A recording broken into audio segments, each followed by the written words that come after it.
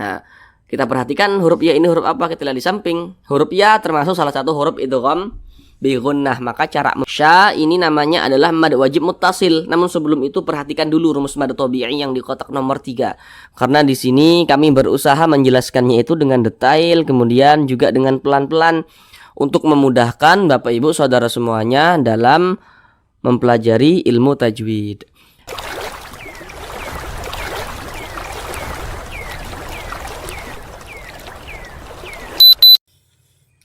Assalamualaikum warahmatullahi wabarakatuh.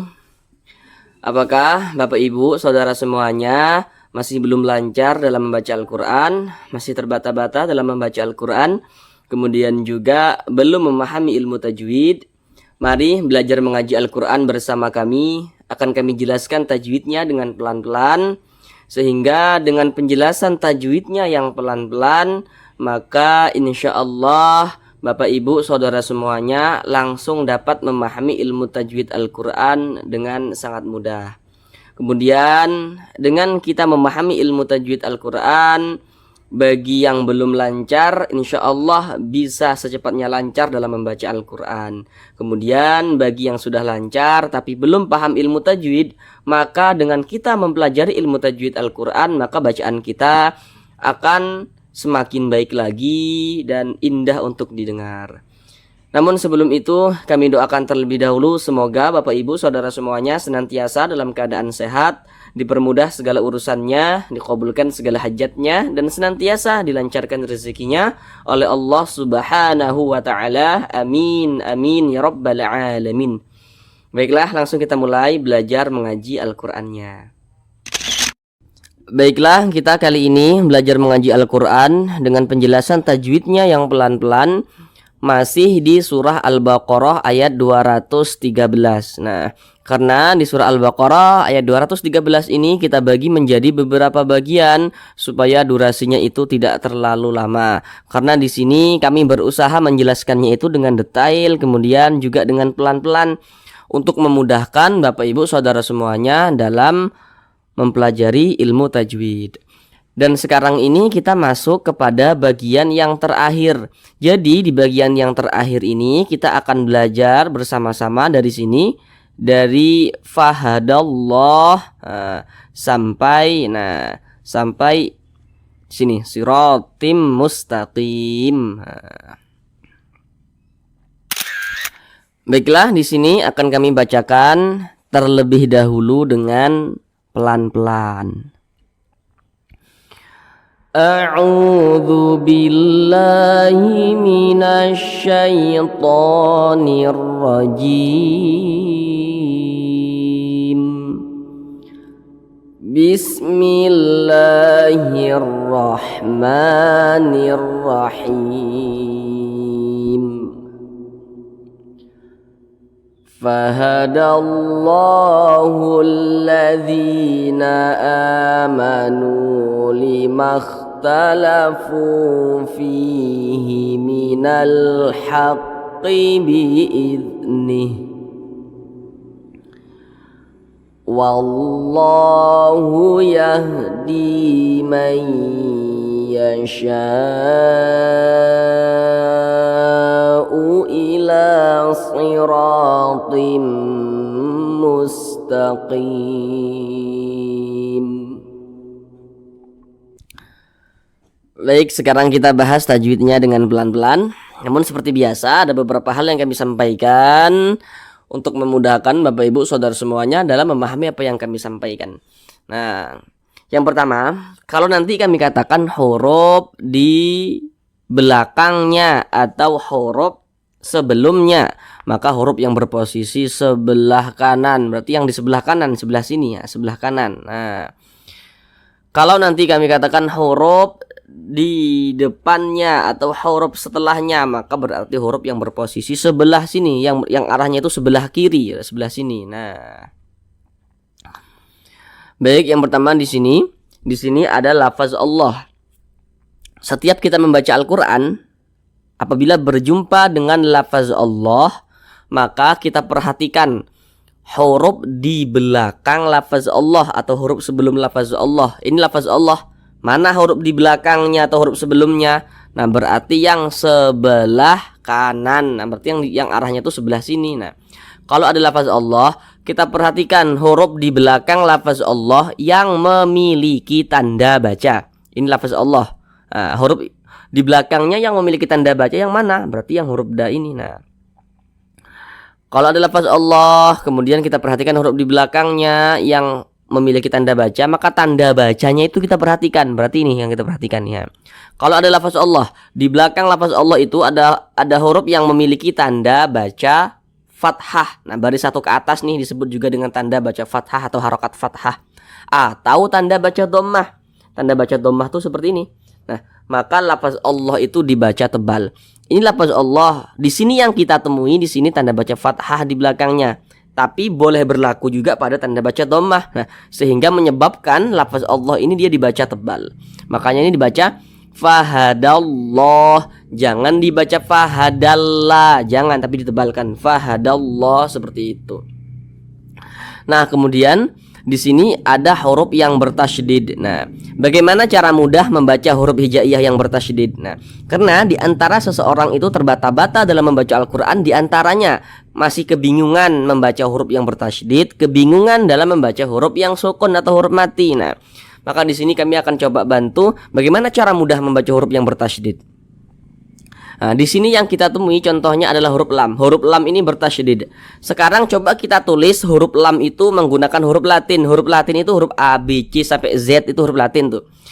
Huruf lam kalau kita tulis menggunakan huruf Latin maka terdiri daripada huruf L, huruf A dan huruf M. Nah, setiap huruf hijaiyah yang bertasydid, nah ini perlu untuk kita ingat ya. Setiap huruf hijaiyah yang bertasydid maka huruf Latin yang pertama kita double menjadi 2. Ini huruf lam, huruf Latinnya adalah L, maka L-nya kita double menjadi 2. Maka fahada ditambah L2 di depannya dibaca fahadallah, begitu kan? Nah, akan tetapi karena dia tadi kaedahnya apabila berjumpa dengan lafaz Allah yang di belakangnya memiliki tanda baca fathah, maka dibaca fahadallah, ditebalkan begitu. Nah, jadi kaedah yang kami sampaikan tadi ya, cara mudahnya itu huruf Latin yang pertama didobel menjadi 2. Nah, tapi itu kaedah tersebut tidak bisa tuh digunakan pada huruf ain, dia tidak bisa. Digunakan pada huruf kha dia tidak bisa. Nah, jadi 2 huruf itu harus ada latihan tersendiri tuh. Nah, pada huruf kha yang bertasydid, pada huruf ain yang bertasydid. Nah, sulit kalau menggunakan kaidah itu begitu. Kemudian kaidah itu tadi juga harus dibarengi dengan kita belajar makharijul huruf dan juga sifatul hurufnya. Kemudian di sini ada alif lam berjumpa dengan huruf lam. Nah, setiap membaca Al-Qur'an apabila berjumpa dengan huruf alif lam, nah kita perhatikan di depan huruf lamnya itu huruf apa. Ini huruf alif lam, di depannya ini huruf lam. Nah, kita lihat di samping, huruf lam itu termasuk salah satu huruf syamsiah. Maka alif lam berjumpa dengan huruf lam, hukumnya adalah alif lam syamsiyah. Nah, huruf alif lam syamsiyah itu biasa disebut juga dengan idgham syamsiyah. Karena dia cara membaca huruf lamnya ini dibaca idgham. Makanya huruf lamnya ini kan dia tidak ada tanda bacanya, langsung masuk ke huruf yang di depannya ini begitu. Fahadallah.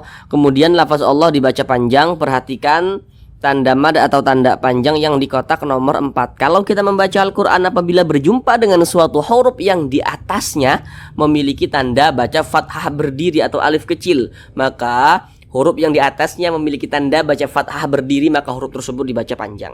Tanda baca fathah itu kan mereng seperti ini.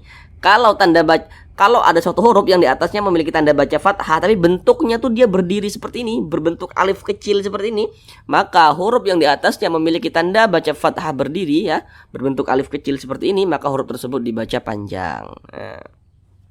Mad tabi'i panjangnya 2 harokat. 2 harokat untuk lebih mempermudah kita dalam belajar, kira-kira temponya itu 2 ketukan. Nah, dan ketukannya itu pun tergantung tempo bacaan kita. Itu hanya sarana saja untuk mempermudah kita dalam belajar. Fahadallahul ladzi. Di sini ada alif lam syamsiah lagi. Tapi di sini huruf alif lam yang satunya itu dia tidak ditulis. Di sini kan ada huruf alif lam bertasydid nih, ada huruf lam bertasydid nih. Ini kalau diurai maka di sini ada 2 huruf lam. Nah, maka huruf lam yang satunya dia tidak ditulis. Makanya di sini huruf syamsiahnya adalah huruf lam. Nah, tapi huruf lam satunya dia tidak ditulis. Beda kalau dengan yang ini tadi. Nah, fahadallahu alladzi, dzi dibaca panjang. Perhatikan rumus mad tabi'i yang di kotak nomor 1. Kalau membaca Al-Qur'an apabila berjumpa dengan huruf ya sukun, ini huruf ya, tanda sukun tuh seperti ini. Huruf sukun itu kadang disebut juga dengan huruf mati begitu. Ini huruf ya, tanda sukun seperti ini. Di belakang huruf ya sukun ya, kalau ada huruf ya sukun, di belakangnya ada huruf yang memiliki tanda baca kasroh, maka huruf yang memiliki tanda baca kasroh yang berposisi tepat berada di belakang atau tepat berada sebelum ya sukun, maka huruf tersebut dibaca panjang. Nih baris 1 ke bawah ini disebut juga dengan tanda baca kasroh. Ini huruf ya tanda sukun seperti ini, di belakangnya ada huruf yang memiliki tanda baca kasroh. Nah, maka huruf yang memiliki tanda baca kasroh ini dibaca panjang. Jadi rumus mad tabi'i yang di kotak nomor 1 secara singkatnya, huruf ya sukun pasangannya adalah tanda baca kasroh, sehingga huruf sebelumnya atau huruf di belakangnya itu dibaca panjang seperti itu. Mad tabi'i panjangnya 2 harokat.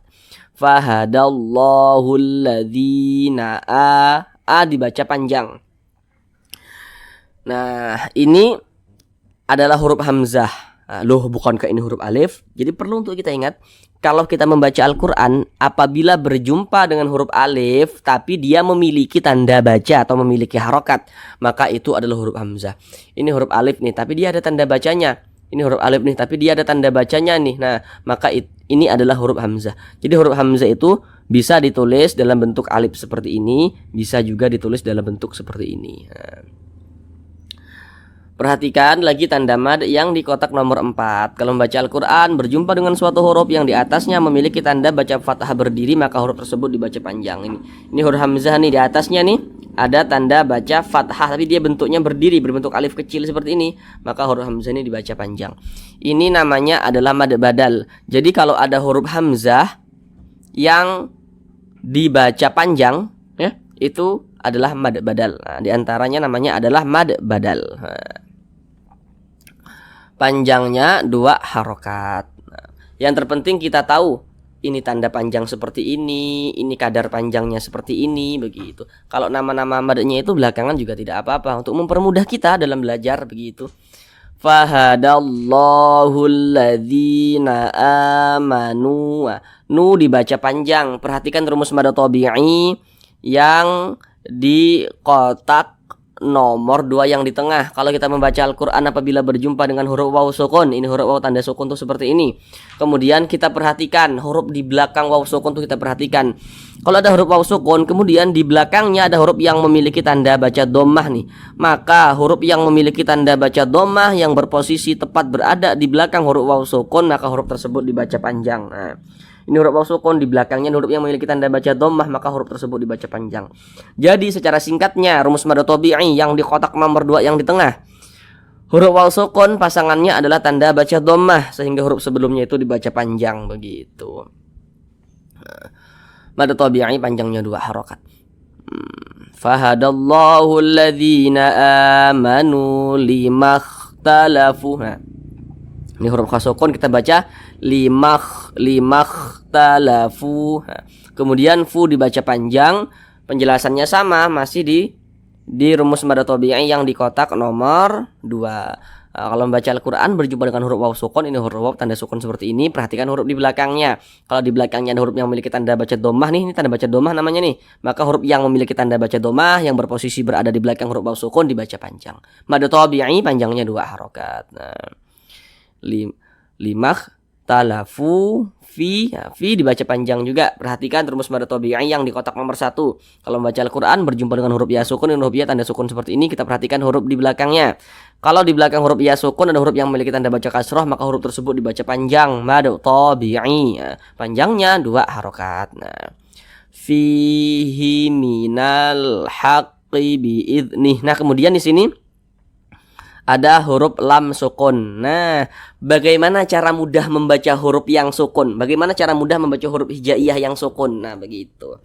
Nah, huruf lam kita tulis menggunakan huruf Latin. Huruf lam tuh kalau kita tulis menggunakan huruf Latin itu huruf A, B, C sampai Z. Nah, berarti huruf L yang pertama, coba kita tulis menggunakan huruf Latin, huruf L, huruf A, dan huruf M. Huruf pertamanya adalah huruf L. Nah, huruf hijaiyah apabila dia sukun, maka huruf Latin pertama yang kita ambil begitu.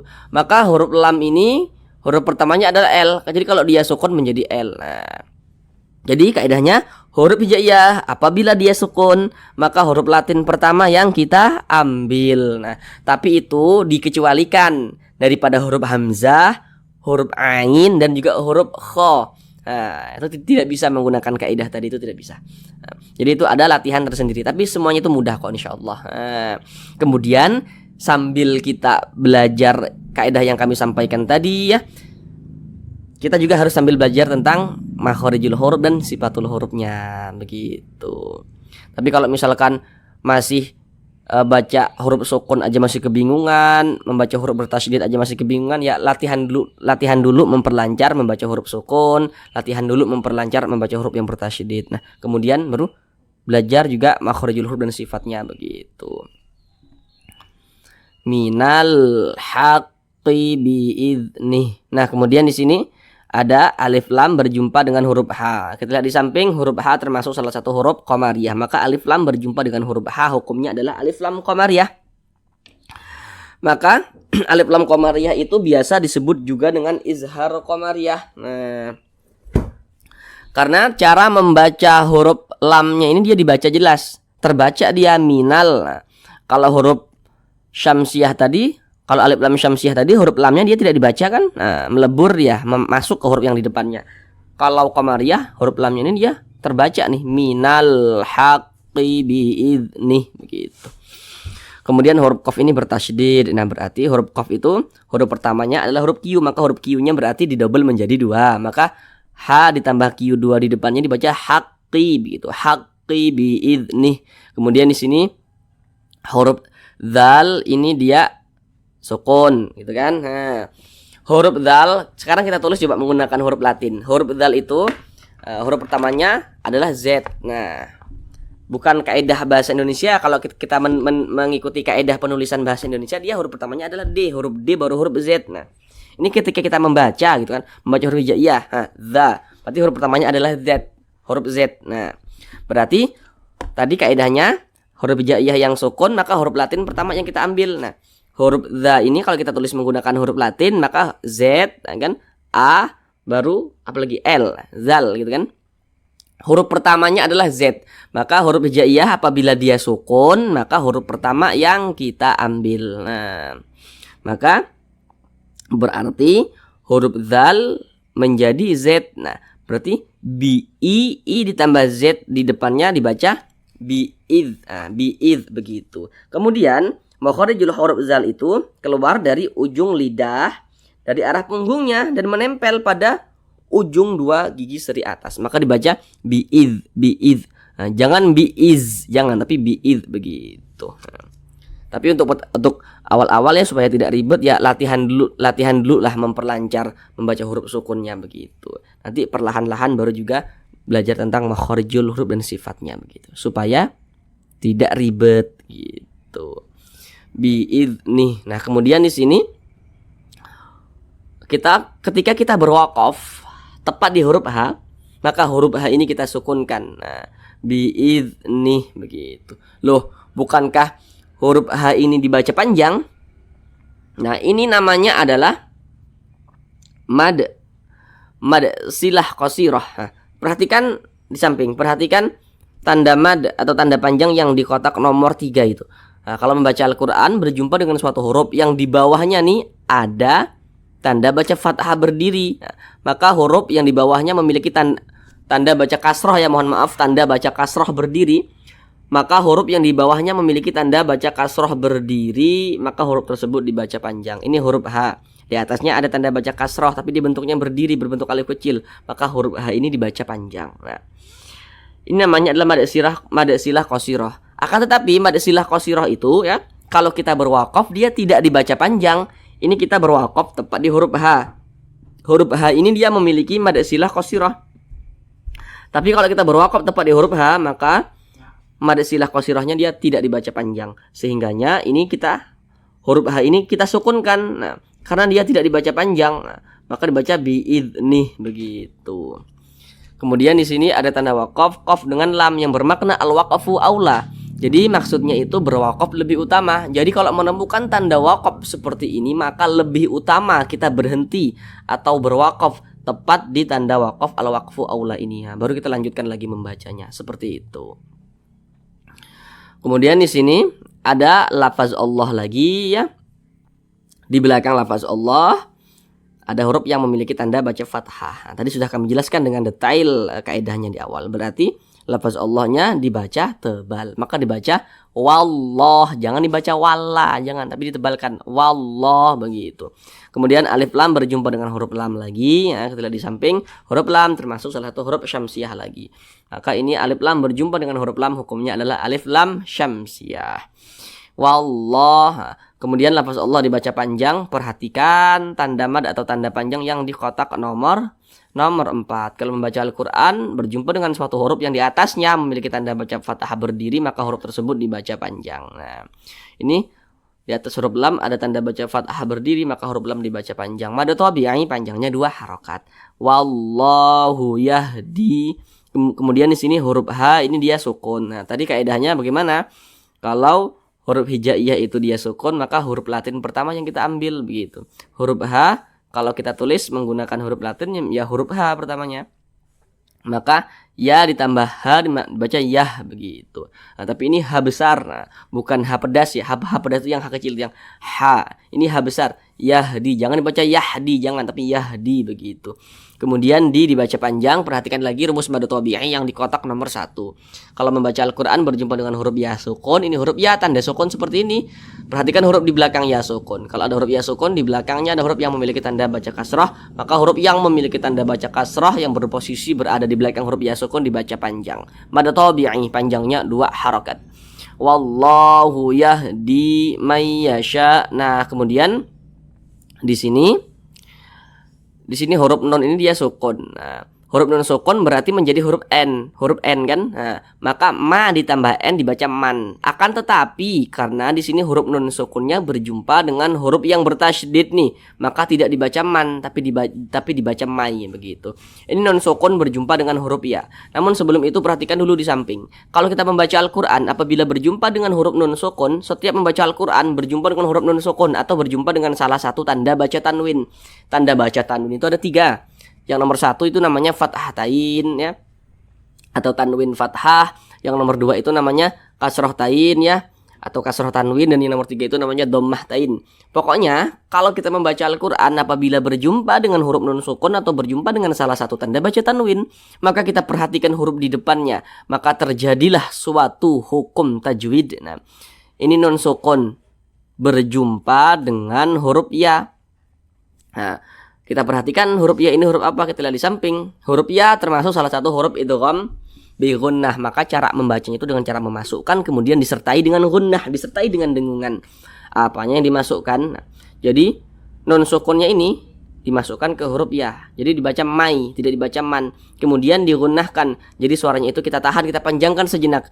Mai yasha. Nah, di bagian mai-nya itu yang kita panjangkan. Nah, berapa kadar daripada panjangnya itu? Kadar gunnah itu berapa panjangnya begitu. Nah, kalau kita mengikuti ulama-ulama qiraah yang mutaakhirin itu panjangnya itu 2 harokat. Nah, may yasha begitu. May yasha. Nah, kemudian sya ini namanya adalah mad wajib muttasil. Namun sebelum itu perhatikan dulu rumus mad tabi'i yang di kotak nomor 3.